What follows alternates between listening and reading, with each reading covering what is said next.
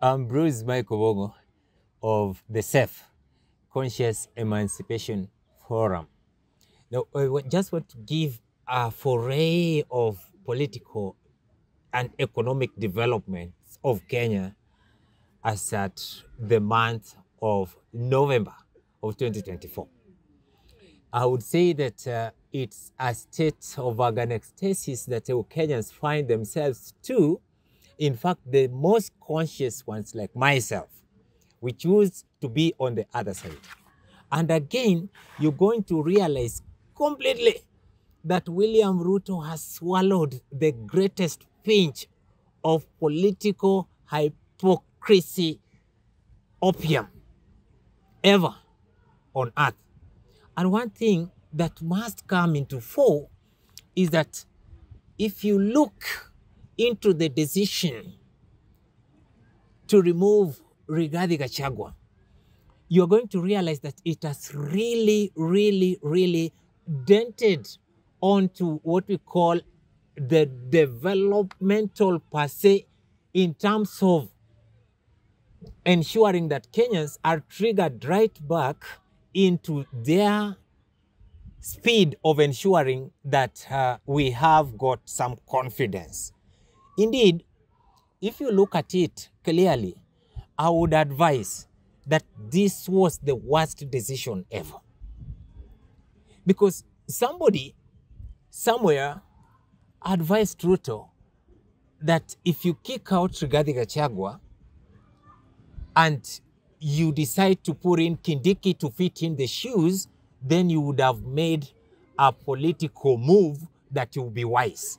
On my end, I would ask those pundits who advised Ruto that Kindiki is the best option. I think when you go in the streets, you're going to find, even in the social media, Kenyans are everywhere lamenting that Mount Kenya is in opposition today. Now, if Mount Kenya is in opposition today, where is Kindiki from? I think Kindiki is from Mount Kenya as well. But why are they saying that Mount Kenya is still in political oblivion? It means that Kindiki is a substandard ingredient from Mount Kenya. A yes man, Mr. Speaker, sir, someone who is not ready to bring an alternative to whatever is developing the Kenyan populace at large. It tells you that Kindiki is someone who does not call the shots in Mount Kenya. If you look at the reception of Kindiki on the day of his swearing in and assumption in office, you're going to realize, number one, we're saying that it is okay. You used our son to canvass for you votes, to go head on and ensure that Raila Odinga fails in the 2022 general election. And when William Ruto said that for 2 good years he's been speaking to himself, he has not been able to acquire much, to achieve much, he's not been able to meet on the goals that he did put for the Kenya Kwanza government, then I think that is a hypocrisy of the highest standard. Look at the time, the period of time from the swearing in of Kindiki to right now. I think it's barely 48 hours or something. Now, look at what William Ruto has been doing. Number one, we had William Ruto praising the Treasury CS John Mbadi Ng'ong'o in the State House. He's saying that he's never found anyone who is proactive as John Mbadi in the Treasury before. Now, what has John Mbadi done? John Mbadi has reintroduced the finance bill of 2024, which made the Gen Zs die on the streets. He has reintroduced 8 more taxes. I repeat, John Mbadi has reintroduced 8 more punitive taxes that we went to the streets that made us have bloodbath in our country called Kenya. It is not right. It was a time when we were in the situation of mayhem, a situation of agony, a situation of despondency, a situation of bulabaloo that made Kenyans really go on the streets to die on their feet, on their heel, but not on the ground. And as we did put it the other time, you know very well that sometimes it is wise, as the Gen Zs of a nation, it is very wise for you to stay on your stand. Whichever thing, even if this government would want to give you a dangling pecuniaries, then I think that some of us must stay on the other side and do this oversight. Barely 48 hours after the removal of Gachagua and the reintroduction of Kindiki from the CS of Internal Security, where he was at the behest, calling the shots, killing mercilessly the Gen Zs who are fighting for what we call economic freedom of this country. He has been elevated. I was telling someone the other day that Kindiki has just been promoted for doing a very good job by ordering the police to use live ammunition against the young people of this country in the month of June 2024. And it is because of that that William Samuel Ruto felt that it is now good enough to remove Kindiki from the ladder, lower echelons internal security, to the higher echelons of being the deputy president of the Republic of Kenya. Come on, a president who is having his own legal advisor, his own lawyer who stood by him at the ICC during cases that were on the current president. And right now, we have just seen barely 48 hours, there is a reintroduction of what took us to the streets. Do you want to tell me that Gachagua was the wrong person? Do you want to tell me that Gachagua is the one who was, backpedaling the development agenda of this country? It is not possible. I mean, we are not children. It tells you indeed that these are some of the things that the truthful man stood against. I can now believe, without any iota of doubt, that Rigathi Gachagua was against reintroduction of high taxation in this country. It is true he was against inflation. It is true Rigathi Gachagua was against abduction. I want to talk about that.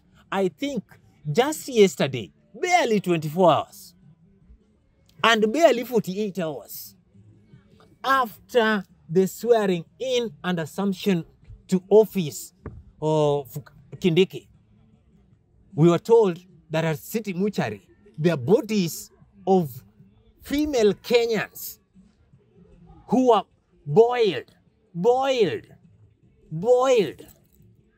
and dashed there. I mean, what is that? We've not had anyone today who is now taking on the docket of internal security. Whom do we blame? Kindiki. Whom do we blame? William Ruto. Two at the helm as we speak. Whom do we blame? Do you want to tell me that it is still son of the mountain, the son of Mau Mau, the truthful man who is behind all this? No. We gave the way. You said, well, you likened Gachagua to a wife in a messy matrimony. And you likened this situation to a matrimonial divorce. So sad indeed that reckless politicians, the small boys and little girls in parliament, were talking about a matrimonial divorce in a matter that is of public interest. A government that can decide to take an entire judiciary to bed. And Koome was there. Who does not know that the 3 judges refused to recuse themselves? How many judges do we have in Kenya? Quite a number. Quite a multitude of judges. Those with experience. And Joe Aminwa, at 87 years, was telling the judges, come on, this is a matter of national interest. They did not listen. What they saw was the pecuniary. Kenya today is now a benchmark of what we call a kangaroo court in the entire world. Because what we did as a citizen of this country and was stamped to authority by the Chief Justice through the swearing in of Kindiki is what we call the greatest dent of judicial independence. It is a great indictment, and it is not something that can be used as a point of reference in any litigation anywhere. It has never happened in the world. It has never even happened in Haiti. What was done by C.J. Koome cannot even be done by the Chief Justice of Haiti, if there is. I think even what Miguna did by swearing Raila Amolo Odinga was even better than what we saw. And I don't think that Miguna could even be that low to be a pedestal to perform what we saw the other time. You know, I was so much shocked because on the same day on the swearing in of Kindiki, we had the swearing in of the president of Botswana, which was done in a very simple way. And in Kenya, this is a country where William Ruto, on his assumption to office, what did he tell us? He carries the Bible, swears as the president of the Republic of Kenya, using over 1 billion for a celebration one day, and right on that podium he's saying that Uhuru Muigai Kenyatta did not leave a single coin in the public coffers. What a hypocrisy. Kenya has got a dearth of foolish people.